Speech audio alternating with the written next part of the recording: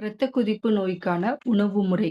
காலை சிற்றுண்டிக்கு பழங்களே பிரதான உணவாய் இருத்தல் வேண்டும். கொய்யா, மாதுளை, பப்பாளி துண்டுகள் சிறந்தது. நெய்யும் முந்திரியும் சேர்க்காத மிளகு திணை பொங்கல். காய்கறி சேர்த்த வரகரிசி உப்புமா பாத். கம்புச்சோள தோசை, கேழ்வரகு இட்லி 2 அல்லது 3 சாப்பிடலாம். இவற்றுக்குள் தொட்டுக்கொள்ள சின்ன வெங்காய சட்னி, தக்காளி சட்னி, பாசிப்பருப்பு சாம்பார் சிறந்தவை. சிறுநீரை பெருக்க உதவும் பார்லி அரிசி கஞ்சியும் நல்லது. பகல் 11 மணிக்கு முருங்கைக்கீரை சூப் சாப்பிடுவது இரத்த கொதிப்பை தவிர்க்கும். மாரடைப்பு வந்தவர்கள் அதில் பூண்டு, சின்ன வெங்காயம் போட்டு சாப்பிடுவது நல்லது. கிரீன் டீயில் செம்பருத்தி பூ போட்டு அருந்தலாம். கோடைக்காலமாக இருந்தால் 2 கப் மோர் நல்லது. இளநீர், தர்பூசணி சாறு, வெள்ளரி, கிரணி பழச்சாறும் நல்லது. மதிய உணவில் குறைந்த அளவில் அரிசிச்சோறு இருக்க வேண்டும். காய்க்கு தான் சோறை தொட வேண்டுமே தவிர மாற்றி அல்ல. புலால் எடுக்கையில் வெறும் புலால் துண்டுகளை மட்டும் சாப்பிடுவது நல்லது.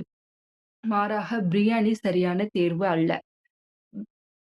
சின்ன வெங்காயம், பீர்க்கங்காய், தக்காளி, சுரைக்காய், வெள்ளரி, பிற பிஞ்சு காய்கறிகள் நல்லது. கீரை கூட்டு அதோடு ஏதோ ஒரு காய்கறி இவற்றுக்கு தொட்டுக்கல்ல புழுங்கல் அரிசி சாதம் என்று மாற்றி யோசிக்க வேண்டும். கிழங்கு எண்ணெயில் பொரித்ததாக இருக்கக்கூடாது.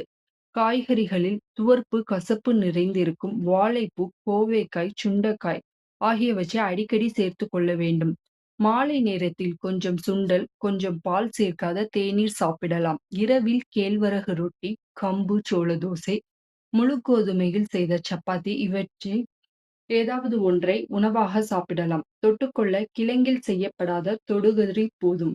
உப்பு அதிகம் சேர்க்காமல் தவிர்க்கப்பட வேண்டிய ஒன்று. எண்ணெயில் பொரித்த காய்கறி, நொறுக்கு தீனிகள், பால், வெள்ளை சர்க்கரை, பிஸ்கட், குக்கீஸ், ஐஸ்கிரீம், குளிர்பானங்கள், துரித உணவுகள், இனிப்பு பண்டங்கள் பக்கமே போகக்கூடாது.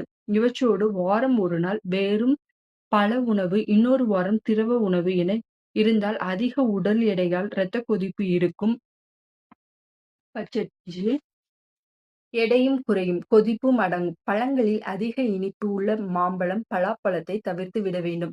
உணவு எந்த அளவிற்கு முக்கியமோ அந்த அளவு மருந்துகளும் முக்கியம். நல்ல கட்டுப்பாடு வந்து இனி மருந்து தேவையில்லை என மருத்துவர் சொல்லும் வரை இரத்த கொதிப்பு, கொழுப்பு, இதய மருந்துகளை நிறுத்தாமல் சாப்பிடுவது மிக மிக அவசியம்.